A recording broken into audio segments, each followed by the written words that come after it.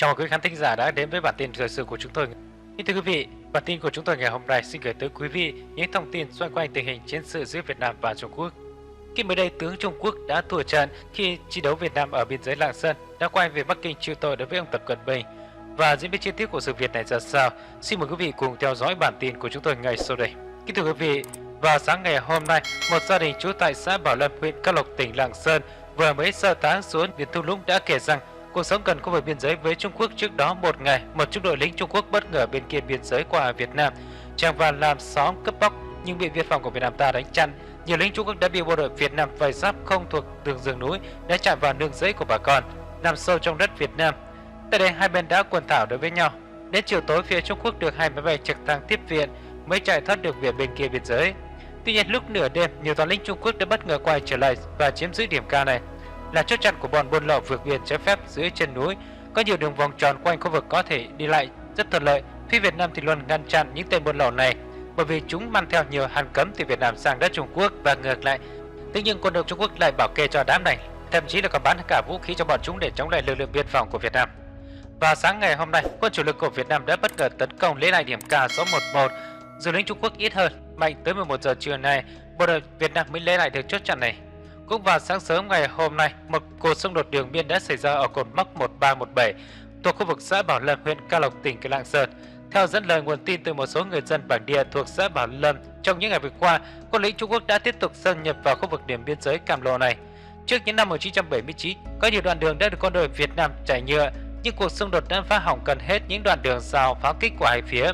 Chúng còn lấn chiếm được biên sau năm 1979 vào sâu trong địa phận của Việt Nam, có đoạn gần 2 km. Những năm gần đây, quân đội Trung Quốc đã tổ chức nhiều đợt xâm lấn đường biên bằng cách lấy điểm chuẩn từ cột mốc An Sô vào đất của Việt Nam. Bộ đội biên phòng của Việt Nam đã nhiều lần cảnh báo quân đội Trung Quốc nhưng không đem lại những hiệu ứng tích cực. Lính Trung Quốc áp đảo với con số đông. Trong khi đó, phía Việt Nam không được lệnh nổ súng nên từ biên giới càng ngày càng vào sâu đất của Việt Nam. Tại khu vực xã Bảo Lâm, nhiều đoạn đường quân đội Trung Quốc lấn sâu vào đất của Việt Nam, chỉ cách thôn Hội Tam chưa đầy 1 km. Trong khi đó, theo người dân tại khu vực này, trước năm 1979, nếu họ đi qua đường biên phải mất 2 giờ đồng hồ, có nghĩa là đoạn đường đêm cách nơi họ đến 8 km. Như vậy, đoạn đường biên này, quân lính đặc chủng của Trung Quốc đã lấn sâu vào đất của Việt Nam là 7 km. Trước sự lấn biển chiến lược biển tam tốc như vậy, quân đội Trung Quốc phía Việt Nam đã tăng cường quân lính đến các khu vực nhạy cảm. Nhiều loại hỏa lực của Việt Nam cũng đã được đưa tới quanh thị trấn Đồng Đăng và cơ bản là các loại pháo binh đã công kích lính Trung Quốc xâm nhập sâu vào lãnh thổ. Trong 2 ngày vừa qua, quân đội Trung Quốc đã tăng cường kênh lính ở khu vực cột mốc 1317. Khi bị lính Việt Nam ngăn chặn xâm nhập đường biên, lính Trung Quốc đã tổ chức các cuộc tấn công không tiếng súng vào sáng ngày hôm nay. Phía Việt Nam đã nã pháo vào 3 khu vực cột mốc, ít nhất 10 binh sĩ Trung Quốc đã thiệt mạng. Người phát ngôn quân đội Giải phóng Nhân dân Trung Quốc cho biết 12 binh lính của một tướng chỉ huy quân đội đã thiệt mạng trong đợt pháo kích của quân đội nhân dân Việt Nam. Đây là lần thứ 3 phía Việt Nam nã pháo sang đất Trung Quốc, khiến tình hình biên giới giữa hai nước gia tăng. Chúng tôi yêu cầu phía Việt Nam phải dừng ngay các hoạt động gây chiến và phải chịu trách nhiệm trước tình trạng của những người lính Trung Quốc. Cũng theo lời người phát ngôn của quân đội Trung Quốc, pháo kích của Việt Nam đã phá hủy nhiều ngôi nhà của quân đội dân thường Trung Quốc, nhiều láng trại mà binh sĩ Trung Quốc đã dựng lên để bảo vệ lãnh thổ cũng như pháo kích của Việt Nam phá hủy. Phát biểu trước phóng viên điều tra của chúng tôi tại Hà Nội, Tư lệnh đặc nhiệm Quân đội Nhân dân Việt Nam cho biết xung đột xảy ra liên tục trong 2 ngày vừa qua tại hai nước và điểm nóng nhất là cột mốc 1317 thuộc huyện Cao Lộc, tỉnh Lạng Sơn. Lần này, phía Việt Nam đã nã pháo và nhằm vào cột mốc, nhằm vào một số địa điểm mà lính Trung Quốc đã xâm lấn quá sâu vào Việt Nam. Nếu chúng tôi không có biện pháp ngăn chặn thì chỉ trong vài tháng nữa, điểm biên giới của chúng tôi sẽ bị quân đội Trung Quốc lấn chiếm tới thị trấn Đồng Đăng. Đây là quyền bảo vệ chính đáng của quân đội Việt Nam, vì chúng tôi đã đưa ra nhiều lời cảnh báo trước đó. Trước khi có hành động đáp trả, phía Việt Nam đã có những thông tin chắc chắn phối hợp chặt chẽ, phá hủy một số cơ sở vật chất của quân đội Giải phóng Nhân dân Trung Quốc nhằm ngăn chặn sự lấn chiếm vào sâu lãnh thổ của Việt Nam. Sau lời phát biểu của Tư lệnh Quân đội Việt Nam, phía Trung Quốc đã cáo buộc quân đội Việt Nam nhằm vào các dân thường. Bộ Ngoại giao Trung Quốc cho biết hơn 30 thường dân đã bị thiệt mạng và một số người khác đã bị thương gần khu vực ranh giới giữa Việt Nam và Trung Quốc. Quân đội Trung Quốc đã xác nhận một tướng chỉ huy quân đội đã thiệt mạng nhưng không đưa ra những bằng chứng như tên tuổi và hình ảnh của vị tướng này. Theo nhận định của các chuyên gia quân sự Việt Nam, phía Trung Quốc đã cố tình vu khống Việt Nam để làm cho tình hình chiến sự căng thẳng, qua đó lấy cớ để tổ chức các cuộc tấn công và có quy mô lớn hơn, gặm nhấn từng tấc đất biên giới của phía Bắc Việt Nam. Kể từ năm 1979 cho tới nay, nơi đây vẫn bị chia cắt thành từng phần do Việt Nam và Trung Quốc quản lý, được phân định các cột mốc khác nhau do phía Việt Nam đã khẳng định chủ quyền của quốc gia. Song hai nước đều nhận chủ quyền đối với nhiều vùng lãnh thổ biên giới xưa ở phía Bắc này. Bất chấp thỏa thuận đạt được từ năm 1979 về tuân thủ lệnh ngừng bắn, giao tranh vẫn xảy ra giữa hai binh sĩ của hai bên tại ranh giới phân chia khu vực biên giới phía Bắc. Trong khi đó, hai bên đã cáo buộc lẫn nhau, gây bất ổn.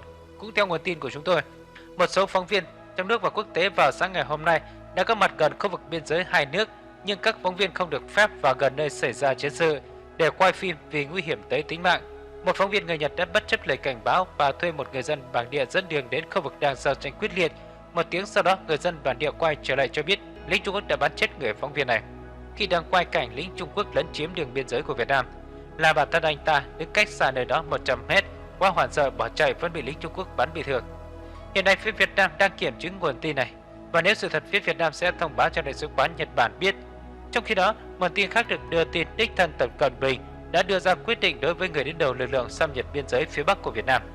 Sau khi cảm thấy sự đau buồn để báo cáo điều tra binh sĩ Việt Nam tấn công vào một căn cứ bí mật ở biên giới phía Bắc mà Bắc Kinh đang muốn chiếm đóng, nguồn tin từ Cục Tình báo Việt Nam trong nội bộ Đảng Cộng sản Trung Quốc cho biết Tập Cận Bình đã ngay lập tức ra thông báo sa thải một viên tướng trực thuộc Quân đội Giải phóng Nhân dân. Ngay sau khi công bố, viên tướng này đã bị mất chức do không hoàn thành được nhiệm vụ, làm chết nhiều binh lính và mất nhiều mảnh đất bởi quân đội Việt Nam. Bài báo cáo trên đánh giá sự phản ứng của lực lượng xâm nhập biên giới Việt Nam đối với cuộc đụng độ biên giới phía Bắc giữa các lực lượng trung thành đối với ông Tập Cận Bình và binh sĩ gìn giữ lãnh thổ của Việt Nam. Tin từ Tổng cục 2 Quân báo cho biết, khoảng 100 binh sĩ Việt Nam đã tấn công vào một nơi có sự hiện diện của các binh sĩ Trung Quốc đang ở cứ điểm đồi 609 thuộc huyện Tràng Định, tỉnh Lạng Sơn. Cuộc gia tăng này diễn ra vào lúc 2 giờ đêm tại ngày hôm qua, rạng sáng ngày hôm nay. Sau khi binh lính Việt Nam tiến vào chiếm được điểm cao này, báo Trung Quốc đã nã từ bên kia chính tuyến đã vào hơn 100 quả đạn pháo vào cái điểm này, khiến cho nhiều binh lính của Việt Nam bị thương vong. Tuy nhiên, nguồn tin không tiết lộ có chiến sĩ nào của Việt Nam bị hy sinh hay không. Điểm cao 609 này nằm trên phần đất của Việt Nam, để binh lính Trung Quốc xâm chiến vào đêm nay, bộ đội ta mới lấy lại được. Trong cuộc họp báo thường kỳ vào ngày hôm qua, người phát ngôn viên Bộ Ngoại giao Hoa Xuân Oánh đã nói rằng sự đóng góp vào hy sinh của các binh sĩ Trung Quốc ở khu vực phía Nam Trung Quốc, trong đó có 108 binh sĩ bị thiệt mạng trong vụ xung đột đối với Việt Nam, là điều không thể tránh khỏi. Những người lính này sẽ được nhà nước Trung Quốc tôn vinh là những anh hùng lực lượng quân đội để các tướng lĩnh trẻ sau này noi gương. Tuy nhiên, bà Hoa Xuân Oánh không đề cập cụ thể về tên tuổi, chức vụ và sự hy sinh trong những trường hợp nào. Bà chỉ nói chung chung là binh sĩ của Trung Quốc giữ gìn biên giới phía Tây Nam của đất nước. Trong khi đó, Bộ Ngoại giao vẫn giữ im lặng. Đây được cho là sự khôn khéo của Việt Nam khi cho Bộ Quốc phòng trả lời các phóng viên quốc tế về sự đụng độ quân sự biên giới giữa hai nước. Người phát ngôn này không thể đại diện pháp lý cho chính quyền Việt Nam và Trung Quốc, không thể cáo buộc những lời lẽ đó. Và những diễn biến tiếp theo của vụ việc này ra sao, chúng tôi sẽ tiếp tục theo dõi và thông tin tới quý vị. Theo thông tin từ khu vực biên giới Việt Cam cho biết, sự hiện diện của quân lính hỗn hợp Trung Cam trong những ngày qua đã tăng đột biến. Các trại trong hai vùng quân sự đã xuất hiện nhiều lính bên trong. Nhiều cứ điểm trên cao đã được quân đội Trung Cam cho lắp đặt pháo phòng không và trạm radar thu phát tín hiệu từ Việt Nam. Các xe tải quân sự đã được lệnh di chuyển quân và vũ trang hạng nặng từ vùng quân sự 3, 4 và 5 liên tục di chuyển cả ngày lẫn đêm đến vùng 1 và 2. Đây là hai vùng quân sự được thiết lập giáp ranh đối với biên giới Việt Nam. Sau khi Việt Nam rút Campuchia lật đổ chế độ Khmer Đỏ, hai vùng này đã được lập ra để theo dõi và tiêu diệt các toàn quân của Khmer Đỏ. Mục đích của hai nước Việt Cam khi đó thiết lập để phòng thủ cho các tỉnh Tây Nam Bộ. Sau khi Việt Nam rút quân hoàn toàn khỏi Campuchia vào năm 1991, quân tình nguyện Việt Nam đã bàn giao lại cho quân đội Hoàng gia Campuchia.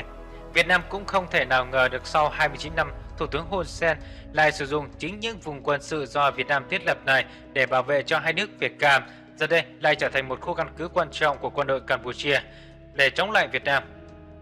Từ cuối tháng 12 năm 2020 cho tới nay, quân đội Trung Cam đã liên tục cho xe vận tải quân sự đưa vũ khí đến các doanh trại quân đội dọc theo khu vực biên giới Việt Cam. Nhiều doanh trại mới được dừng lên bằng các loại bạc giác chiến. Đứng trước nguy cơ này, Việt Nam đã nhiều lần triệu tập Đại sứ quán Campuchia để phản đối và yêu cầu quân đội Campuchia tháo dỡ và rút quân khỏi khu vực biên giới ngay lập tức.